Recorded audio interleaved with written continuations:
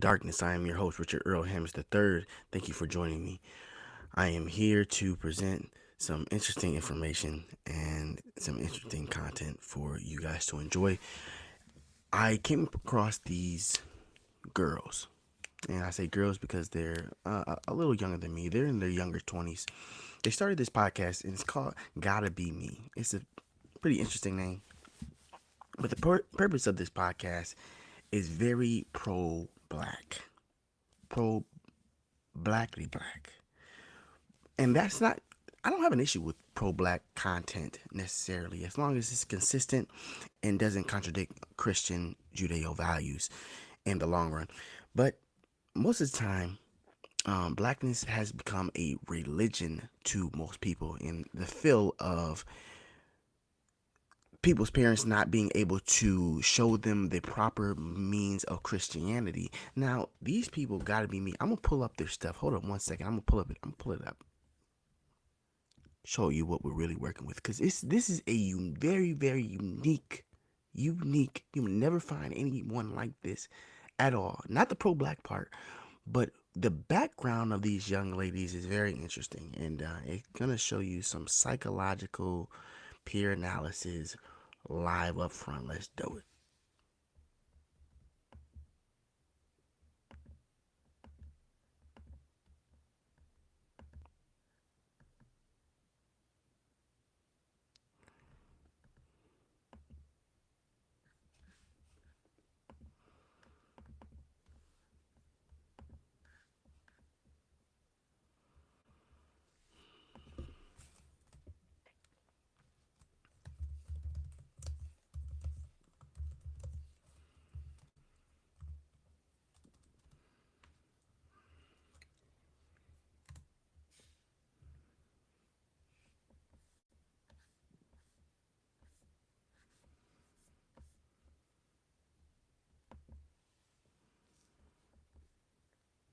Okay, here we go. So these young ladies are beautiful. First and foremost, they are beautiful women, and not just women. They're women of God, okay? They are serving the Lord Jesus Christ to the best of their ability. And uniquely, if you can't tell,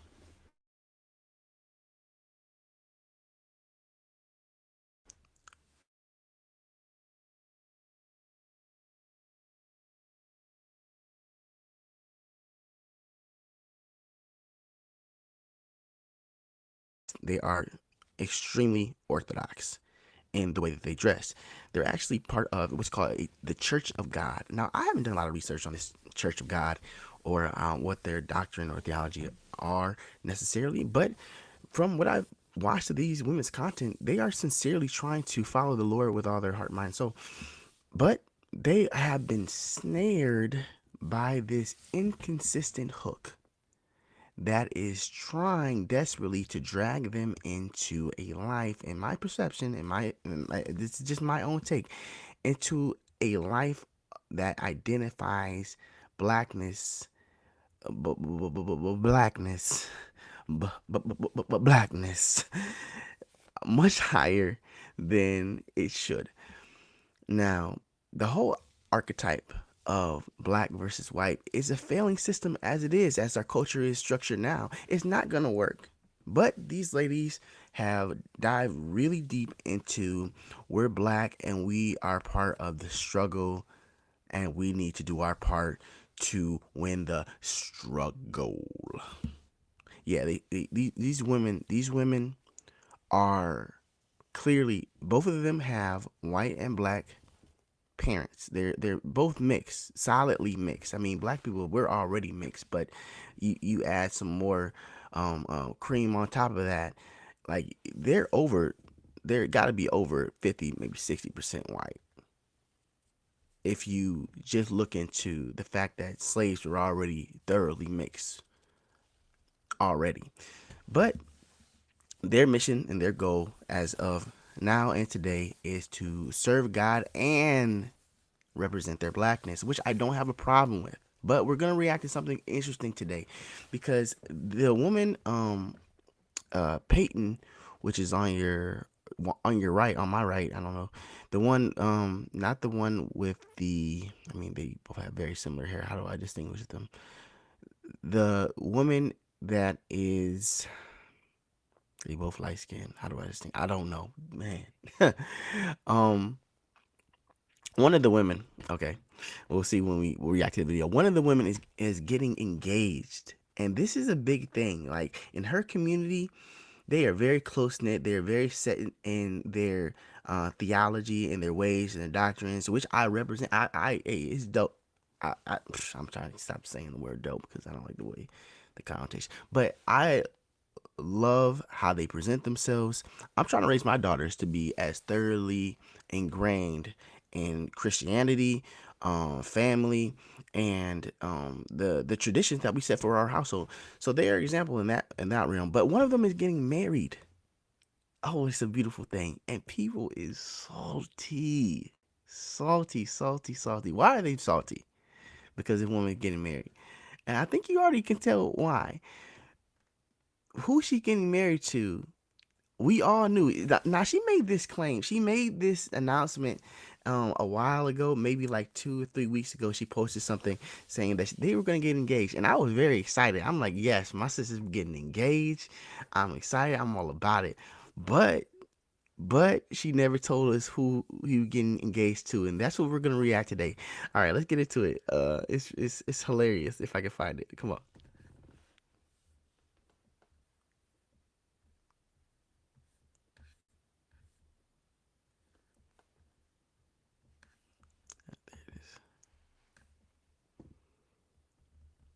This AI tool will create a stunning ebook direct from your content, whether it's a Microsoft Word document or a Google document, or even if you just have an. And maybe want to say prophetic things because Ah, Ever wondered what your home looks like from space? Enter your address and get a 360-degree satellite view of your home right now. See your city, your street, even your roof. Would answer them. Hi, welcome back to Gotta Be Me podcast. We're so happy to be here again with you today. Usually I am a host, but today I am being interviewed. And so this is the girl that's getting married. Okay, beautiful girl, beautiful, beautiful, beautiful. Clearly of mixed origin. You know, they only make one archetype.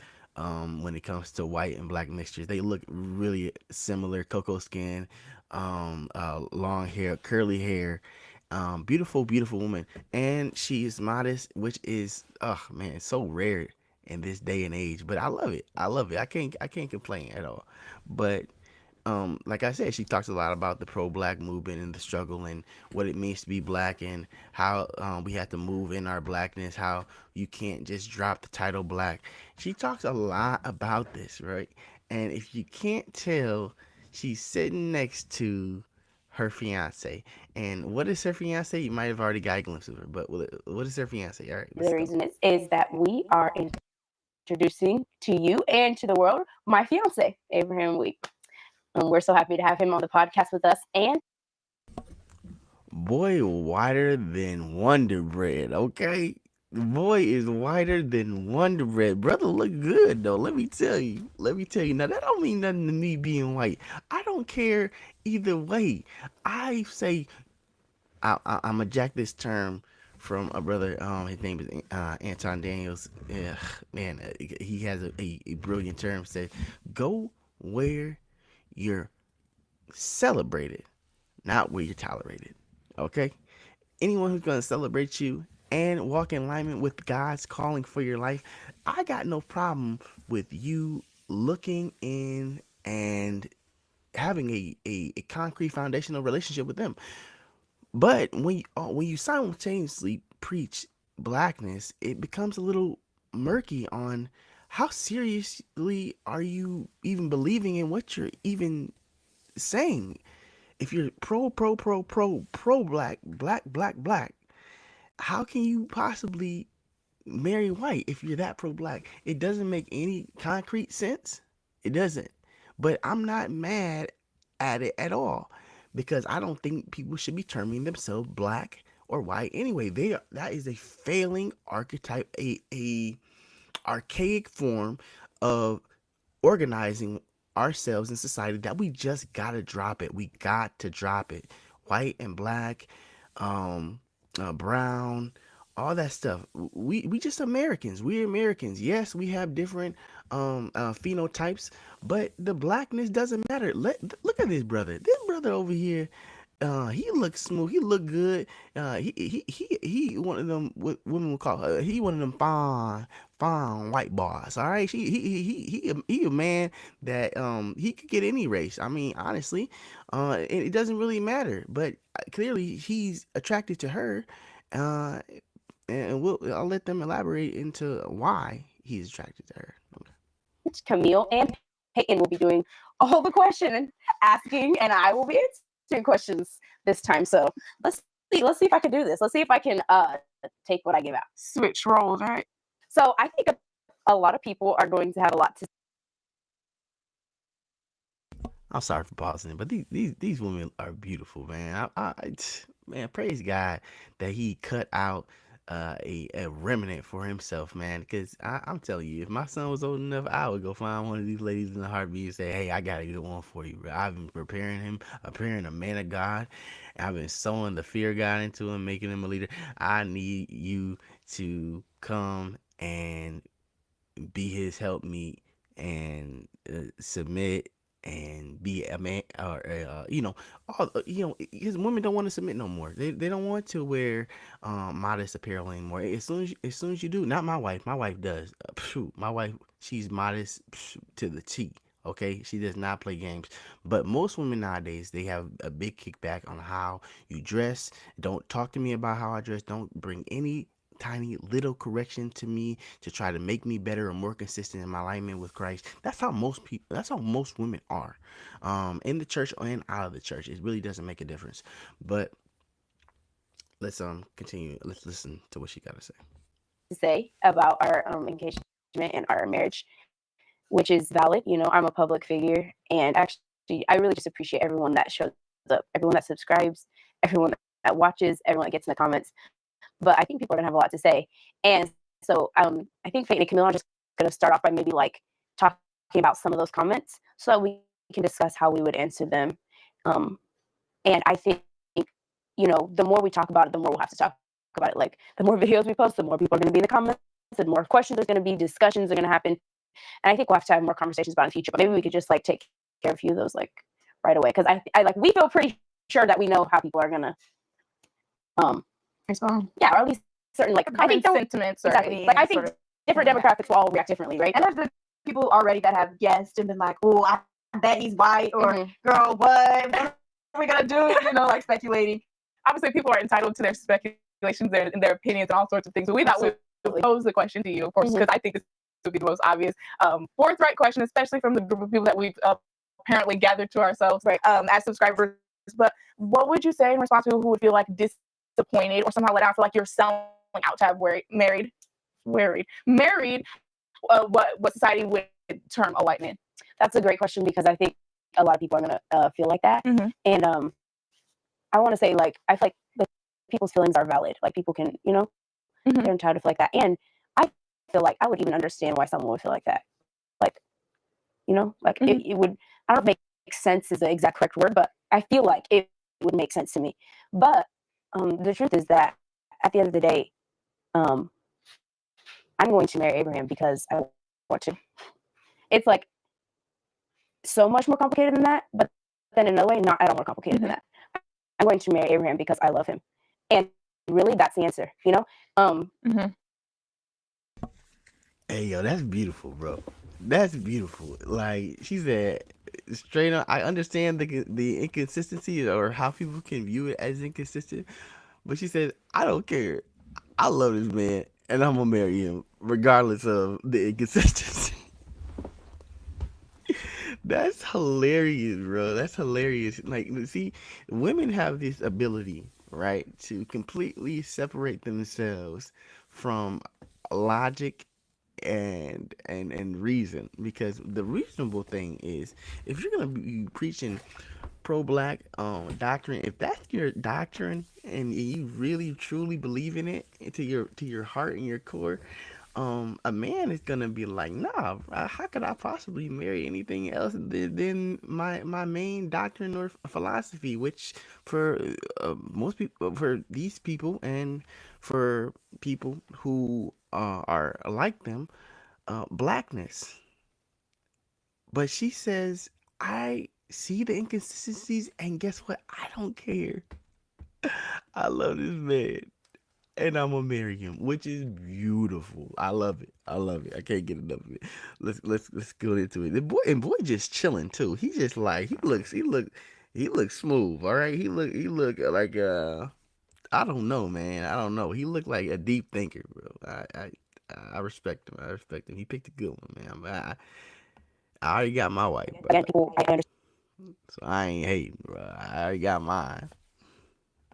understand people's feelings and sentiments, but that's just how it is. And how would you explain to your community, to your followers, how this does not invalidate you to the Black community, or does it? I think some people may feel like that, and again, I think they're entitled to. I think there might be people that feel like we can't hear her anymore. And that's them. But no, I don't think that's true. We're still engaged in the struggle. We're still trying to do what we need to do, and everybody thinks that there's different things that you need to do what you need to do. But again, that's people's opinions. They're entitled to it. Mom, can you come pick me up? I'm scared. I can't do this anymore. It's so stressful. Hey, sounds like you need some help. Have you ever heard of Grammarly? Oh, yeah. And even though people are Now, this is such a woman answer, okay? She's not really giving a solid defense, but she doesn't really have to. Women, let's be honest, women don't have to give a solid defense when they're making a decision based off their feelings and their emotions. Like, she feels in love with this man, and she probably is. Like, she's probably very much in love with this man, and they're doing things the right way. They're not fornicating. They're honoring God. That's the foundation, and that's what's most important. But the thing about it is, she's very, very inconsistent with her stance, and she knows it, and she can't really give a defense. Thus, she is in a weird realm of wishy-washiness, in which a lot of people who once supported her are going to look at her as inconsistent and not a good source to be following. If the pro-blackness is going to stay a main portion of their platform, they have to decide which way they're going to go. And it sounds like she's decided already, and it's going to cause a major schism in the pro-black rhetoric that they preach so soundly. Can't help it. are entitled to their opinions, they're never entitled to require that you say a certain thing to make them feel comfortable. Exactly. Or you just can't demand that of people. We have autonomy and we do what we want. I think certain things people could assume they mean different things, and we could definitely address certain things like that further. But I think at the end of the day, people are gonna do what people are gonna do, and we're following God, and God's gonna make it be all right. Exactly. I would never, I guess, stoop. And I'm not trying to put any negative light on anybody by saying that, but I would never stoop to try to justify it. Do you think that? I'm sorry. You're fine. Do you think that in and of yourself, or even as a couple, that you'll be able to still be effective in the Black community and in the struggle? What you've been working through, and the message that you. He said, in the struggle, are you gonna be able to really fight the struggle? That's a weird question, man. That's a weird question. What are these young ladies been struggling? These young ladies, I'm not gonna lie, these are A-class ladies, okay? These are ladies that clearly have a father and a mother that love them, a community around them, holding them accountable. They're well educated. And these ladies are in their 20s. All of them are in their 20s. I know they look really young, black no crack, But at the end of the day, what is their real struggle that is holding them back? Right? Nothing's holding them back. They have nothing to say that most Black Americans are going through. Most struggles that Black Americans go through are internal struggles. They are internal. They are not outward. They were internal. It's a big self-conscious dilemma that we have within our own hearts, and we don't even feel ourselves qualified to compete with the best of the best. We want a lot of different handouts, but at the end of the day, it's all about competing and making good decisions and serving God with your heart, mind, and soul. And if you're doing that, what's the struggle? What's the struggle? Please elaborate. I can't see it. I can't see it. You've been promoting, how effective do you feel like you will still be able to be? Obviously, I'm sure you will feel effective. Absolutely. But how will that look to those you've influenced so far? I don't know how it will look. I think different people will look at it different ways. And again, people see what they want to see. But I think with time, people will understand that, I'm still here. I'm still involved. I'm still in the community, boots on the ground, doing my part. I'm not saying there's not other circumstances that would make things different. I'm not trying to claim that at all. But I think this is what I'm called to do, and that it'll work together with my calling. Abraham, did you think about any of this as you got into all? Did you know this is what you would all be getting into, or how did you think about it, kind of going into it, or deal with the questions that you thought people may have, or maybe you didn't think about it? Or I did think about it. It's a good question. Oh snap! My brother about to talk. Be careful what you say, bro. They coming for you in the comments. Be careful what you say. I'm with you though. I'm with you. I'm here. I'm here. Let's hear it. Let's hear what you got to say. All right. Those who know me know that I answer questions with stories. I answer questions the long way. So, Hey, yo, look at her smiling. She just smiling. As soon as this man opened his mouth, she started smiling, like grinning ear to ear, bro. Like, it's beautiful to see. Beautiful to see. so I've known Sophia for a long time, and I wanted to marry her for a long time. And so I would have been a fool through all of that time to not have had a thought. Yeah. To watch her operating, to watch you all operating. So I definitely thought about it, and I would have talked, like, I think on the episode where you all talked about how we do marriage, mm-hmm. you would have explained, like, talking to the pastors and things like that, sort of how that works, which is different for each person. It's not like everybody does exactly the same. Right. But obviously, I was counseling with people, Mm-hmm. talking to my pastor, I talked to the staff, I talked to her dad, to make sure I was understanding that right, and to make sure that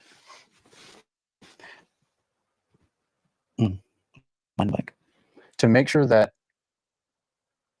I wasn't coming into it ignorantly, to make sure that I wasn't coming into it shallowly, that I could be a support where I'm supposed to be a support. But I think it does come down to what she said, like we have our giftings, and we believe that God led us together to operate better in our giftings. And so, there might be ways in every season of life, there's adjustments to that gifting in a way. Like in my own life, there's been people that I was talking to or operating with or influencing or projects I was working on where eventually it came to a point where I was no longer effective in that circle, right? And so you move on, but your gifting still works in the world. Your gifting still works for the people who God wants it to work for. All right. Clearly, this man is very articulate, and he can express himself very well, and clearly he's a man of God, and thus she wouldn't have married him. But, let's look at the comments and see what their fan base, their supporters, people who have subscribed and really made this channel blow up in a matter of like 6 months. This channel had blown up from like 2 subscribers to 58,000 subscribers because of their rhetoric and their unique outlook and worldview being so traditional. But let's look at the comments. Let's see what they have to say. I saw some crazy. Okay.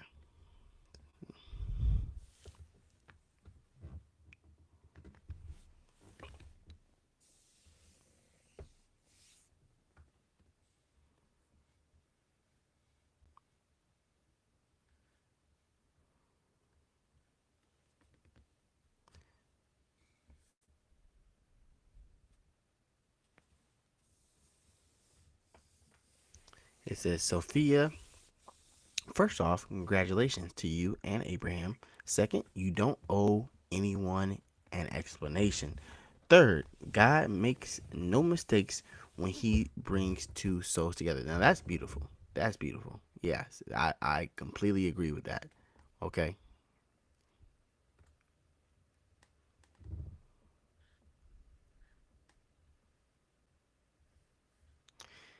Okay, let's read this comment real quick. It says, "It is funny to read so many comments stating that Sophia doesn't have to explain her decision on marrying a white man. Discussing racial subjects is a part of Sophia and Peyton's podcast. I don't know why some people felt offended that Sophia decided to publicly talk about decisions to marry a white man, a man from her culture and religious background, and both continue to live within the same societal group. Also, Sophia is white and black. That's true. That's true. That's accurate. She's both white and black. You can't say that she's one or the other. Um, but like I said, these constructs are old. They're hackneyed. They're played out. We gotta stop terming each other white and black. It's just not accurate. One, she's not black. She's like beige. Like, let's be real. She's eggshell, man. She ain't white. She ain't white and she ain't black. She's just a human being made by God in the image of God. That's my opinion. But let's read one more.